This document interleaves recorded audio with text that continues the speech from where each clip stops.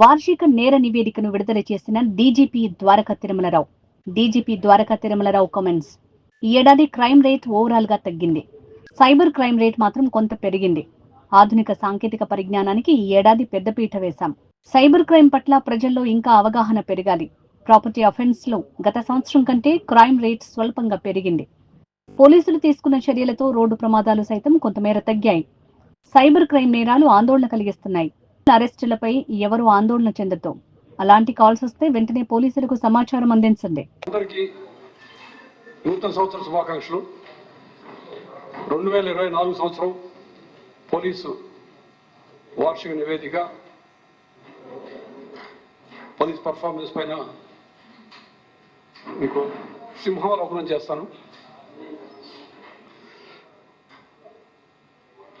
గడిచిన ఒక సంవత్సరంలో శాంతి భద్రతల విషయంలో ఏ విధంగా రాజీ పడకుండా పోలీస్ పర్ఫార్మెన్స్ని ఏమాత్రం ఇంప్రూవ్ చేసుకుంటానే కమెండబుల్ వర్క్ చేయడం జరిగింది. ముఖ్యంగా ఈ సంవత్సరం సార్వత్రిక ఎన్నికలు జరిగినప్పటికీ క్రైమ్ ఎప్పటికప్పుడు కంట్రోల్ చేస్తూ క్రైమ్ రిడక్షన్ జరిగింది. మీరు చూద్దరు కానీ కొన్ని క్రైమ్ సెంటర్స్లో పెరిగింది. అవి మీకు అసలు చూపిస్తాను. కొన్ని ముఖ్యంగా సైబర్ క్రైము వీటిలో కొంత ఎక్కువ జరిగిన క్రైమ్ ఎక్కువ జరిగింది, అది చూపిస్తాను. అదర్వైజ్ జనరల్గా క్రైమ్ టోటల్గా నియంత్రించగలిగాం. అదేవిధంగా ఎక్కడైతే అఫెన్స్ జరిగినాయో వెంటనే త్వరితగతిన పోలీసు వారు రెస్పాన్స్ ఇవ్వడం, చాలా శాస్త్రీయంగా సైంటిఫిక్ ఇన్వెస్టిగేషన్ చేయడం ద్వారా క్రైమ్స్ అన్ని దాదాపు మేజర్ క్రైమ్స్ పెద్దగా జరిగిన పెద్ద సెన్సేషనల్ క్రైమ్స్ అన్ని కూడాను సక్సెస్ఫుల్గా డిటెక్ట్ చేయడం జరిగింది. ముద్దాయిల్ని పట్టుకునే తీరు కూడాను చాలా ఫాస్ట్గా ముద్దాయిల్ని అరెస్ట్ చేయడం జరిగింది. ముఖ్యంగా టెక్నాలజీని బాగా ఎక్స్టెన్సివ్గా వాడటం జరిగింది. అది ఫింగర్ ప్రింట్స్ దగ్గర నుంచి డ్రోన్స్, సీసీటీవీ ఫుటేజ్, అదేవిధంగా మాకు ఉండేటువంటి మిగతా టూల్స్ అవన్నీ కూడా నేను ఎక్స్ప్లెయిన్ చేయను. అవన్నీ చేయడం ద్వారా క్రైమ్ డిటెక్షను అదేవిధంగా ప్రివెన్షన్ కూడా బాగా జరిగింది. Police infrastructure in general improve చేయడం జరిగింది. అంటే కొన్ని విషయాల్లో అప్పటి వరకు పనిచేస్తున్న కొత్త ఎక్విప్మెంట్ కూడా పనిచేయకపోవటం, లేకపోతే యాన్యువల్ మెయింటెనెన్స్ లేక మూలబడిపోయిన ఎక్విప్మెంట్ మళ్ళీ రెస్టోర్ చేయటం, అదేవిధంగా కొన్ని కొత్త వింగ్స్ ఏర్పాటు చేయడం జరిగింది. సిబ్బందికి ఇవ్వాల్సినటువంటి అడ్మినిస్ట్రేటివ్ మ్యాటర్స్లో అయితేనేమి, అదేవిధంగా వెల్ఫేర్ విషయంలోనూ ప్రత్యేకంగా శ్రద్ధ చూపించడం ద్వారా వాటిలో నూతన ఉత్సాహం కలిగించడం, వాళ్ళ మొరైల్ మోటివేషన్ పెంచడం కూడా చేయగలిగాము. ఈ సంవత్సరం మొత్తంగా మేము ఆలోచించేది ఏంటంటే గట్టిగా పనిచేసి ప్రొఫెషనలిజం చూపించి వృత్తి కౌశల్యాలు సరిగా మెరుగుపరుచుకొని అన్ని హెడ్స్ ఆఫ్ క్రైమ్ అయితేనేమి లా అండ్ ఆర్డర్ విషయం మెయింటెనెన్స్లో కానీ, అంటే ఫర్ ఎగ్జాంపుల్ ఒక వివిఐపి బందోబస్తు కానీ లేదా క్రౌడ్ కంట్రోల్ కానీ చేస్తున్నప్పుడు అక్కడ కొంతకాలంగా వాడకుండా పెట్టినటువంటి mobile control room, Falcon vehicles వాడటం, వాటిని అక్కడ అదే ప్రాంతంలో డ్రోన్స్ ఫ్లై చేయడం ద్వారా రియల్ టైం ఏం జరుగుతుందో అక్కడ ఆ బందోబస్తు చేస్తున్నటువంటి ప్రదేశం అయితే విఐపి ఏరియా కానీ లేదా చుట్టుపక్కల ప్రాంతాలు ఏం జరుగుతుందో ఎప్పటికప్పుడు గమనించుకొని దాన్ని కూడా అదే ఫాల్కన్ వెహికల్ ద్వారా చూడటం. అలానే ఏదైనా చిన్న శాంతి భద్రత విషయంలో ప్రాబ్లం అవుతుంది అనుకున్నప్పుడు ప్రాపర్ మాకున్నటువంటి ఎక్విప్మెంట్ వాడుకోవటం, అంటే వెళ్ళి అక్కడే రాళ్ళు పడితే మన పోలీసులు పరిగెత్తుకోకుండా వాళ్ళకన్నీ ప్రాపర్ రైట్ గేర్తో వాడికి వెళ్ళటం. సో ఈ విధంగా ప్రొఫెషనల్స్ ఎక్కడెక్కడ చూపిస్తూ క్రైమ్ కంట్రోల్ చేస్తూ శాంతి భద్రతల్ని కాపాడటంలో ఏ విధంగా రాజీ లేని పోరాటం చేయాలని చెప్పి అనుకోవడం జరిగింది. ఇప్పుడు మీకు కొన్ని వివరాలు చూపిస్తాను. how we did our job అని. This one? Yeah. So crime comparative statement చూసినప్పుడు ఒక 3 హెడ్స్లో పెరిగింది. ప్రాపర్టీ అఫెన్సెస్ మార్జినల్గా 0.2%, అంటే 1% కన్నా తక్కువ, 0.2% పెరగడం జరిగింది. సైబర్ క్రైమ్స్ మాత్రం విపరీతంగా పెరిగింది. చూస్తూ ఉన్నాం, 34% పెరిగింది. ఇది ఒక విధంగా మేము పెద్ద ఆశ్చర్యపోవాల్సిన విషయం కాదు, మేము పెద్ద కంగారు ఆందోళన చెందేటువంటి విషయం కాదు.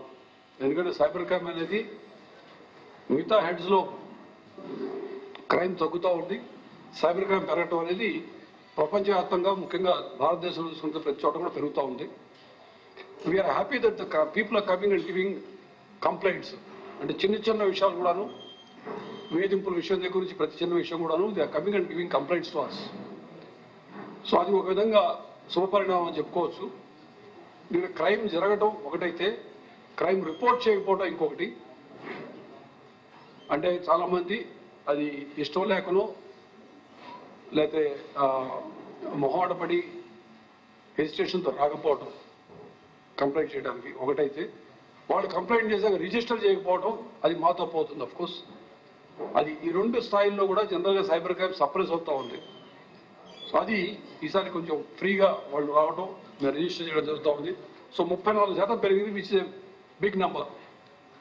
అయినప్పటికీ మేము పెద్దగా దీని నుంచి వరీ అవ్వట్లేదు, ఎందుకంటే మీకు తెలుసు, దాని గురించి మళ్ళీ కాసేపు చర్చిస్తాము.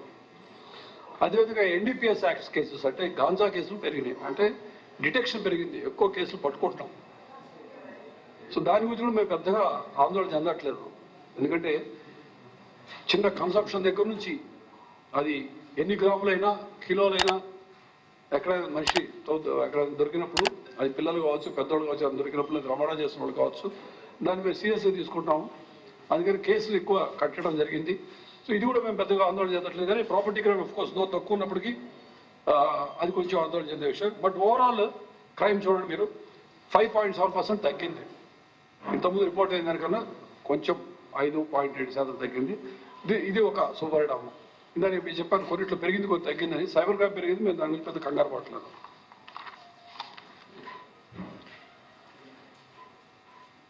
మీరు ఒకసారి చూసినట్లయితే దీంట్లో అన్ని హెడ్స్లో కూడా, అంటే క్రైమ్ అగేన్స్ బాడీ, అంటే మనుషుల్ని అటాక్ చేసేటువంటి వాటి విషయంలో అన్నింటిలో కూడాను క్రైమ్ తగ్గింది. ఓవరాల్ క్రైమ్ కూడాను 4% తగ్గింది. హర్ట్ కేసెస్ బాగా తగ్గింది చూడండి మీరు, ఓవరాల్ కూడా తగ్గింది. అటెంప్ట్ మర్డర్ కూడా తగ్గింది. ఇది ఏమిటంటే మాకు చాలా ఒక విధంగా సంతోషపడే విషయం ఏంటంటే, ఎలక్షన్లు ఉన్నప్పటికి కూడాను దిస్ ఇస్ అండర్ కంట్రోల్. అంటే ఎలక్షన్ టైంలో జనరల్లీ క్రైమ్ అగేన్స్ బాడీ జరుగుతుంది, అయినప్పుడు కూడా బాగా కంట్రోల్కి వచ్చింది. We are happy about it. When you look at the property offences, property offence చూసినప్పుడు మర్డర్ ఆఫ్ గెయిన్ 42 నుంచి 46 పెరిగింది. అంటే 4 కేసులు పెరిగినప్పటికీ 9.5% చూపిస్తాం, అది వేరియేషన్ బట్టి. అదేవిధంగా రాబరీ కేసు పెరిగినాయి, కొంచెం ఎక్కువ 26% పెరిగింది. ఎందుకంటే దీంట్లో సెల్ ఫోన్ ఎత్తుకెళ్ళిపోయినాయి, కానీ సెల్ ఫోన్లో ఎక్కెళ్ళిన కేసులు, లేకపోతే ఇతర చైన్ స్నాచింగ్ కేసులు కూడా మేము 26 అది రాబరీ కేసు చూపిస్తాము. అందుకని పెరిగింది. సెల్ ఫోన్లు దొంగతనాలు ఎక్కువ జరిగింది, అందువల్ల ఇది పెట్టడం జరిగింది. ఎందుకంటే సెల్ ఫోన్లు ఒకసారి అంటే ఒక 30 ఏళ్ళ క్రితం సైకిల్ దొంగతనం అయితే ఏ విధంగా రిపోర్ట్ చేయవో, సెల్ ఫోన్ దొంగతనాలు రిపోర్ట్ చేయకపోవడం అనేది కొంచెం వాళ్ళు జరుగుతూ ఉంది. బట్ అవి కూడాను రేపు పొద్దున మళ్ళీ ప్రాబ్లం లేకుండా కోసం ప్రతి కేసులు రిజిస్టర్ చేస్తున్నాం, కానీ ఇది పెరిగింది. ఓవరాల్గా 0.2% పెరిగింది ప్రాపర్టీ అఫెన్స్ చూసినట్లయితే మీరు. ఓవరాల్గా కొంచెం మార్జినల్ ఇంక్రీజ్ ఉంది. బట్ నేను నాకు చెప్పినట్టు అఫెన్స్ జరిగిందనే దానికన్నా కూడా ఇమ్మీడియట్గా రెస్పాన్స్ అవ్వడం అనేది మేము చేస్తూ ఉన్నాం. If look at the crime against women, ఇది మన ప్రభుత్వం చాలా సీరియస్గా తీసుకున్న విషయం.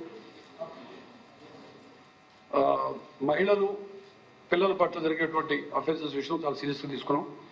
దానివల్ల మనకి 10% తగ్గింది ఓవరాల్గా చూసినట్లయితే. 40 నుంచి 49 మర్డర్లు జరిగింది. మర్డర్ జరగడం అంటే అది ఎందుకు జరిగింది కూడా మేము అనాలిసిస్ చూపించలేదు కదా, మరి ఇంట్లో అదే హస్బెండ్ వైఫ్ అని చెప్పడం, దగ్గర బంధువులు చెప్పడం, తెలిసిన వాళ్ళు చెప్పడం కూడా జరిగింది. ఓవరాల్గా క్రైమ్ అగేన్స్ విమెన్ 10% తగ్గింది. మేము ఇది చాలా బాగుంది అని రోజు పిక్చర్ ఇవ్వడం కోసం తయారు చేసే స్టాటిస్టిక్స్ కాదు, యాజ్ ఈజ్ ఉన్నాయి పెట్టాం మీ ముందు. అంటే కొన్ని పెరిగినాయి కూడా పెరిగినట్టు చూపిస్తున్నాం మేము. ఇలా జరిగిందని చెప్తున్నాం. ఎందుకు జరిగింది ఏమిటంటే ఎప్పటికప్పుడు మేము విశ్లేషించుకుంటా ఉన్నాం. సో మనకి డౌరీ డెత్స్ బాగా సబ్స్టాన్సిటివ్ తగ్గినాయి. అదేవిధంగా రేప్ అటెంప్ట్ రేపు కొంచెం తగ్గింది, మార్జినల్ డిక్రీజ్ ఉంది. బట్ మర్డర్ ఆఫ్ విమెన్ మాత్రం పెరిగింది, 45 నుంచి 49 పెరిగింది. నెక్స్ట్ ఏంటంటే ఎస్సీ ఎస్టీస్కి సంబంధించిన విషయంలో marginal place people in the society వారికి సంబంధించినటువంటి క్రైమ్ అన్ని హెడ్స్లో కూడా తగ్గించుకోండి. అది మర్డర్ తీసుకున్నా, రేప్ తీసుకున్నా, హర్ట్ తీసుకున్నా అన్నింటిలో కూడా తగ్గింది. ఓవరాల్ కూడా 5% తగ్గింది. This again a good thing that we would like to project you. Road accidents కూడా చూడండి. This is another very important thing. Road accidents అనేవి ముఖ్యంగా ఈ మధ్య ప్రభుత్వం చాలా సీరియస్గా చూస్తుంది. ముఖ్యమంత్రి గారు ప్రతి రివ్యూలో కూడా చెప్తా ఉన్నారు. అదేవిధంగా ఈ మధ్య హైకోర్టు కూడాను చాలా సీరియస్గా తీసుకొని ఒక పబ్లిక్ ఇంట్రెస్ట్ లిటిగేషన్ విషయంలో కొంచెం ఇంకా ఎన్ఫోర్స్మెంట్ అది పెంచమన్నారు. దాన్ని కూడా పెంచుతాం మేము. ఏదేమైనప్పటికీ చూడండి, కేసులు 3.4% తగ్గినాయి ఫెటల్ యాక్సిడెంట్స్. అదేవిధంగా నాన్ ఫెటల్ యాక్సిడెంట్స్లో 6% తగ్గింది. ఇది చాలా సుపరిణామం. ఇంజూర్డ్ కూడాను, డెత్స్ అయితే కానీ ఇంజూర్డ్ కూడా తగ్గినాయి. అంటే యాక్సిడెంట్లో చనిపోయిన వారు, యాక్సిడెంట్లో గాయపడిన వారి నెంబర్ కూడా తగ్గింది. అది మీరు గమనించినట్లయితే ఆ పర్సంటేజ్ కూడా బాగా తగ్గింది.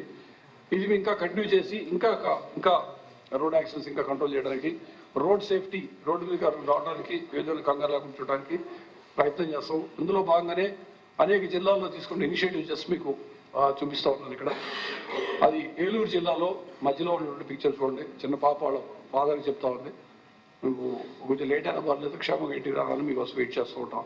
అదేవిధంగా హెల్మెట్ రోల్ గురించి అవగాహన కల్పించడానికి కృష్ణా జిల్లా అయితేనేమి మిగతా జిల్లాలన్నింటిలో కూడాను అవగాహన కార్యక్రమాలు చేస్తూ ఉన్నాం. దీనివల్ల జనరల్లీ రోడ్ సేఫ్టీ ఇంజనీర్లు పెంచడం, అదేవిధంగా రోడ్ యాక్సిడెంట్స్ కంట్రోల్ చేయడానికి అన్ని విధాలు ప్రయత్నం చేస్తూ ఉన్నాం. When you look at the cyber crimes, 1930 caller number ఉంది, మీకు అందరూ తెలుస్తుంది. National cyber crime reporting portal NCRP number అది.